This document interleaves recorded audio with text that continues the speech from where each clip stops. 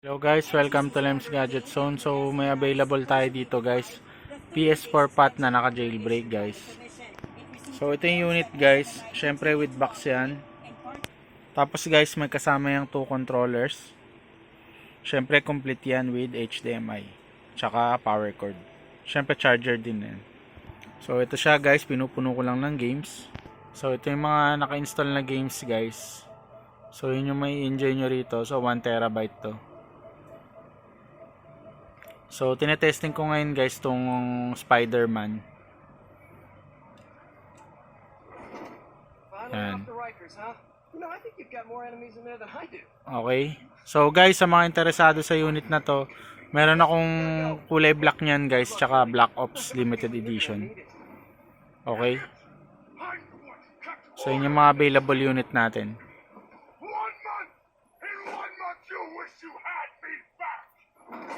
Yan. So, ito ulit yung mga list of games guys na may enjoy nyo rito.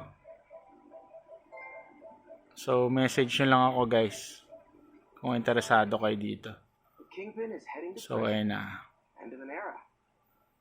Okay. So, salamat guys.